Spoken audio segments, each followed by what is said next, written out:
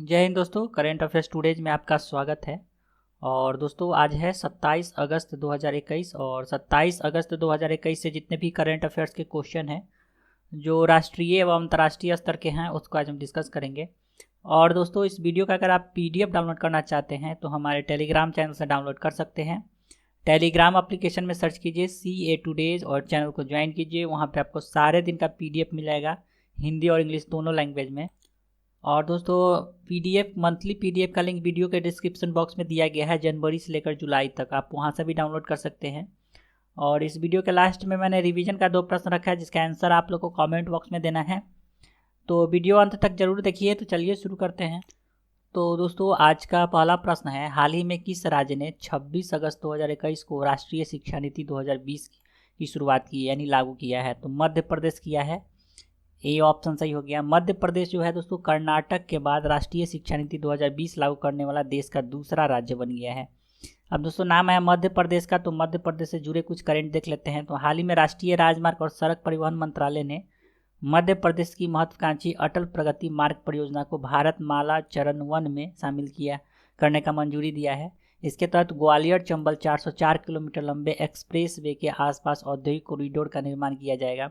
हाल ही में मध्य प्रदेश में स्थित राला मंडल अभ्यारण्य में नाइट सफारी की शुरुआत की गई है।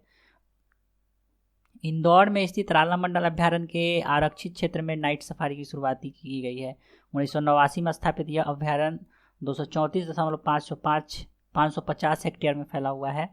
देश की सबसे स्वच्छ शहर इंदौर को स्वच्छ सर्वेक्षण 2021 के तहत भारत की पहली वाटर प्लस सिटी घोषित किया गया है। US agency for international development की एक पहल स्वच्छ वायु उत्प्रेरक कार्यक्रम के लिए भारत के इंदौर शहर को चुना गया है। इंदौर नगर निगम और मध्य प्रदेश प्रदूषण नियंत्रण बोर्ड के सहयोग से शहर की हवा को शुद्ध करने के लिए परियोजना 5 साल तक चालू रहेगी। इंदौर को भारत का सबसे स्वच्छ शहर के रूप में भी जाना जाता है। अगला प्रश्न है, हाल ही में किस मंत्रालय के द्वारा ऑपरेशन देवी शक्ति चलाया जा रहा है? तो विदेश मंत्रालय के द्वारा चलाया जा रहा है ऑपरेशन देवी शक्ति। और ये जो ऑपरेशन देवी शक्ति है दोस्तों अफगानिस्तान से जुड़ा हुआ है। तो अफगानिस्तान में जितने भी भारतीय फंसे हुए हैं उनको लाने के लिए चलाया जा रहा है ऑपरेशन देवी शक्ति। तो काबुल से अपने नागरिकों और अफगान भागीदारों को निकालने के लिए भारत के मिशन को ऑपरेशन देवी शक्ति नाम दिया गया है।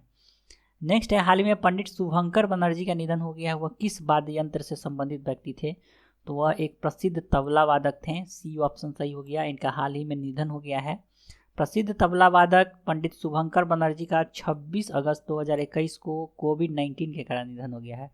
वह पश्चिम बंगाल सरकार द्वारा संगीत सम्मान और संगीत महासम्मान के प्राप्तकर्ता थे। अगला प्रश्न है, हाल ही में भारतीय नौसेना किस देश के साथ मालाबार 2021 युद्ध अभ्यास में भाग लिया है? तो अमेरिकी नौसेना, जापानी समुद्र आत्मरक्षा बल और रॉयल ऑस्ट्रेलिया नौसेना। तो डी ऑप्शन सही हो गया। उपयुक्त सभी 4 दिवसीय अभ्यास में INS शिवालिक और INS कदमत और P-8I गश्ती विमान की भागीदारी शामिल है। तो दोस्तों अगर प्रश्न आया है युद्धाभ्यास से तो चलिए हाल ही में युद्धाभ्यास जो हुए हैं एक नज़र डालते हैं। तो अंतर्राष्ट्रीय सैन्य तकनीक फोरम आर्मी 2021 का आयोजन मास्को में किया जा रहा है। भारत ने मास्को क्षेत्र में अंतर्राष्ट्रीय सैन्य तकनीकी फोरम आर्मी 2021 में स्वदेश निर्मित लड़ाकू विमान LCA Tejas, anti tank guided missile Arjun और मेन बैटल टैंक को पेश किया है। हाल ही में भारतीय नौसेना ने अगस्त 2021 में सिंगापुर में अमेरिकी नौसेना के नेतृत्व वाले दक्षिण पूर्व एशियाई सहयोग और प्रशिक्षण CCAT सैन्य अभ्यास में हिस्सा लिया है। इस सैन्य अभ्यास में 20 अन्य साझेदारी देश की नौसेना भी शामिल थी। CCAT में Australia, Germany, Indonesia, Japan, Malaysia, Maldives, New Zealand, United kingdom और USA और वियतनाम जैसे देश ने हिस्सा लिया है। हाल ही में भारत और सऊदी अरब के बीच पहला नौसैनिक अभ्यास अल मोहद अल हिंद 2021 शुरू किया गया है। और भारतीय नौसेना का मिसाइल विध्वंसक INS कोची अल मोहद अल हिंद 2021 अभ्यास के लिए सऊदी अरब पहुंचा है। अगला प्रश्न है, हाल ही में केंद्र सरकार ने ड्रोन नियम 2021 की घोषणा की है जिसके अंतर्गत येलो जोन को हवाई अड्डे की परिधि से 45 किलोमीटर से घटाकर कितना कर दिया गया है? तो 12 किलोमीटर। ये ऑप्शन सही हो गया। ग्रीन जोन में हवाई अड्डे की परिधि 8 से 12 किलोमीटर के बीच के क्षेत्र में 200 फीट तक ड्रोन के संचालन के लिए किसी अनुमति की आवश्यकता नहीं है। नेक्स्ट है, हाल ही में किस देश ने आनुवांशिक रूप से संशोधित गोल्डन राइस GER के वाणिज्यिक प्रसार को मंजूरी दिया है? तो फिलीपींस ने मंजूरी दिया है। ठीक है, बी ऑप्शन सही हो गया। फिलीपींस दक्षिण एशियाई देशों में रोपण के लिए विटामिन ए समृद्ध अनाज को मंजूरी देने वाला पहला देश बना है। गोल्डन राइस को ऑस्ट्रेलिया, न्यूजीलैंड, कनाडा, USA में नियामकों में खाद्य सुरक्षा अनुमोदन प्राप्त है। अगला प्रश्न है, हाल ही में किस राज्य सरकार के द्वारा मिशन वात्सल्य शुरू किया गया है? तो महाराष्ट्र सरकार के द्वारा शुरू किया गया है मिशन वात्सल्य।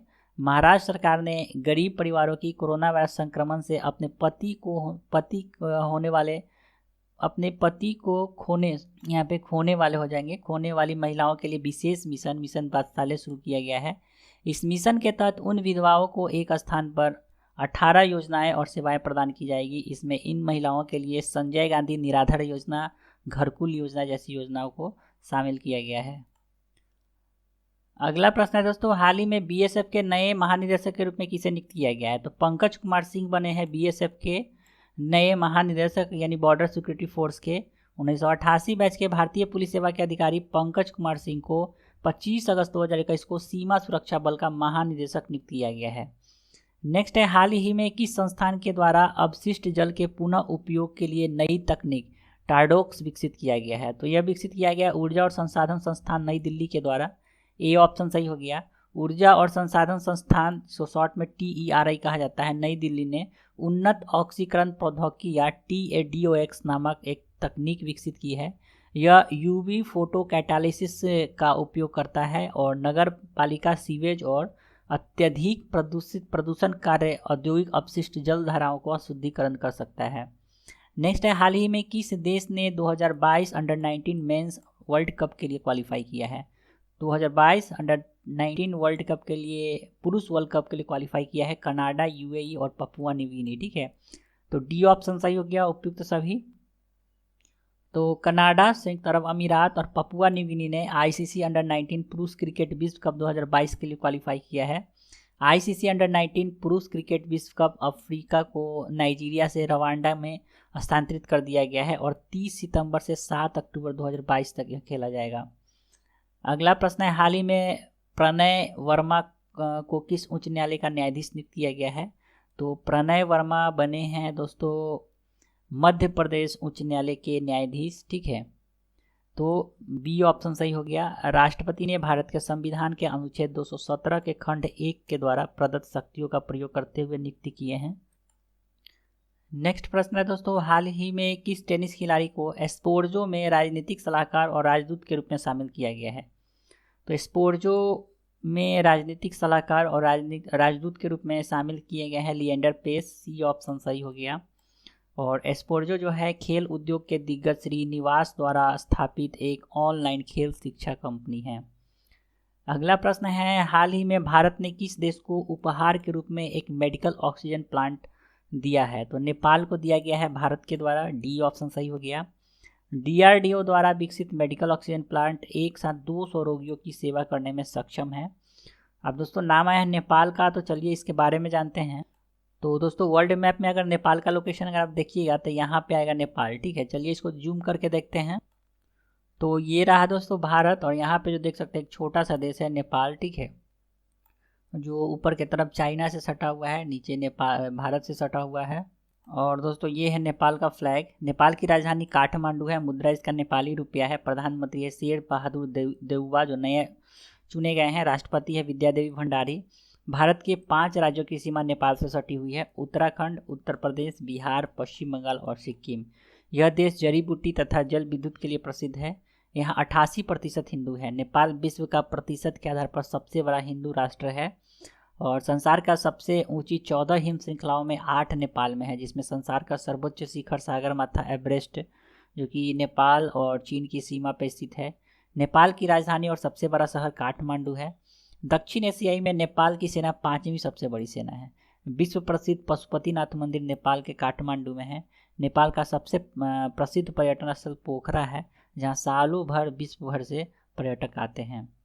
तो ये था इसका करेंट अफेयर्स। चलते हैं रिवीजन के तरफ। तो रिवीजन का पहला प्रश्न था, हाल ही में भारत सरकार के द्वारा कौन सा एक नया भू स्थानिक नियोजन पोर्टल लॉन्च किया गया है? तो युक्त धारा। सी ऑप्शन सही हो गया। दूसरा प्रश्न था विश्व जल सप्ताह कब से कब तक मनाया जा रहा है, तो 23 से 27 अगस्त तक। तो कल के प्रश्न का सही उत्तर हो गया सी और बी। आज का रिवीजन का प्रश्न है, हाल ही में आईसीआईसीआई बैंक के एमडी के रूप में पुनः किन्हें नियुक्त किया गया है। और आज का दूसरा प्रश्न है, जर्मनी में भारत का अगला राजदूत किसे नियुक्त किया गया है। तो वो इस दोनों प्रश्न का उत्तर आप लोग को कमेंट बॉक्स में देना है। तो चलिए दोस्तों, आज के लिए इतना ही। आशा करता हूँ आपको ये वीडियो पसंद आया होगा। तो वीडियो अगर पसंद आ रहा है तो वीडियो को लाइक कर दीजिए तथा अपने दोस्तों में ज़रूर शेयर करें। साथ ही चैनल पर नए हैं तो चैनल को सब्सक्राइब कर दीजिए और बेल आइकन ज़रूर दबा दें, जिससे आपको सारे वीडियो का नोटिफिकेशन मिलता रहे। तो मिलते हैं जल्दी फिर एक नए एपिसोड के साथ, तब तक के लिए जय हिंद।